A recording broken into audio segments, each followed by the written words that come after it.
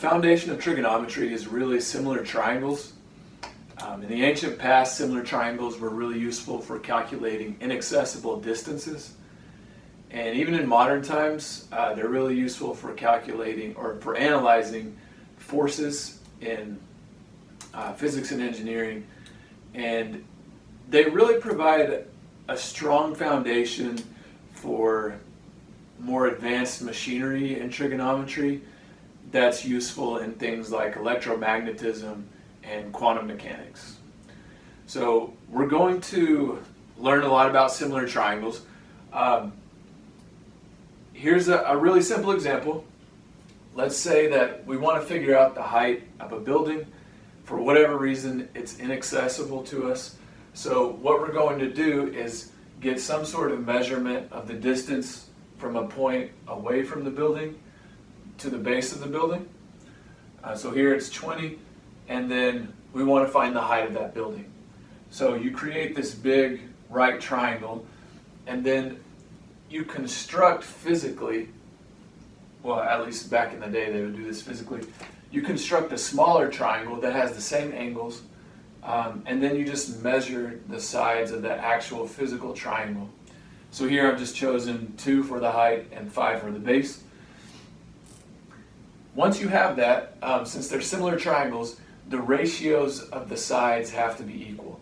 So the ratios of the sides are going to play a huge role in everything you do, really, in trigonometry. It's just a major foundational piece that you're going to continue to build on. What we know is that if you take h over 20, that has to be equal to 2 over 5. So if you want to calculate this height, I can multiply both sides by 20.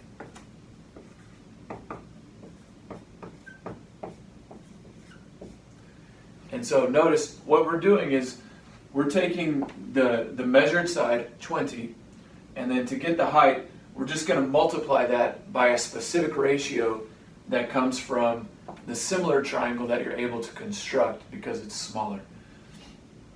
So this ratio, 2 over 5, has a name.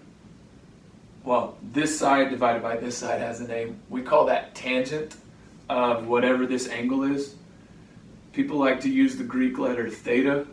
That looks like a circle with a line through it to represent a general angle. So whatever this angle is, I know that tangent of that is equal to 2 over 5. This word, or this name for the ratio tangent, is a weird name. The names for the other ratios will also be weird to you if you've never seen them before.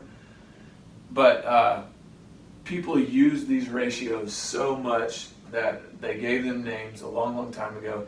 So now we just learn the names and we use them over and over and over. So you'll get pretty used to those names. So once you see the names and the definitions of those ratios, then we're going to start putting these triangles onto an XY plane.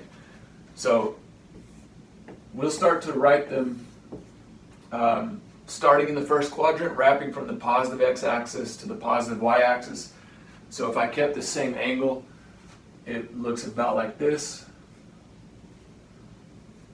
And if I put this triangle on the xy plane,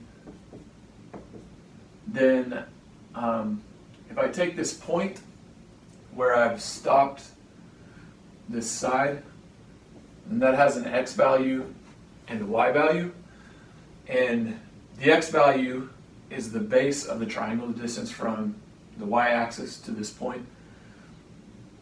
The height of the triangle is the y value of that point.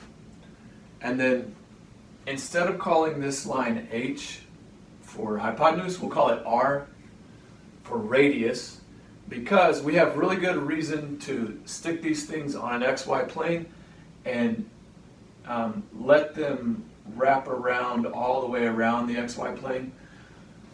So the deal is we're going to take these angles and let them swing around the circle and then keep track of the ratios.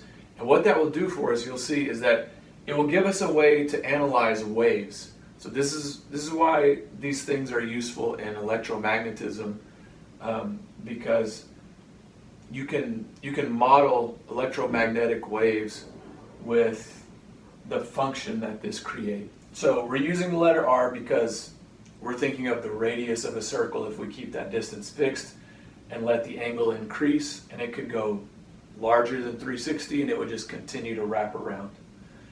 If the angle is negative, we would let it go in the opposite direction, so clockwise instead of counterclockwise.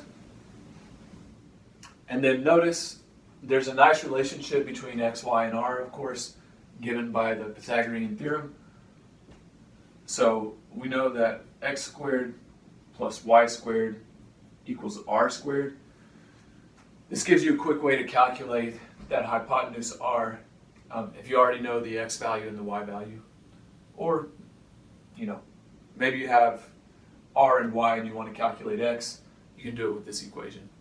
So try your best to really get these ratios down, because you're going to use them over and over, and if you spend some time on it now, it'll make your time more efficient later. So things will be easier for you. You won't have to think as hard. It won't take as much time. So do your best to hammer it down right now.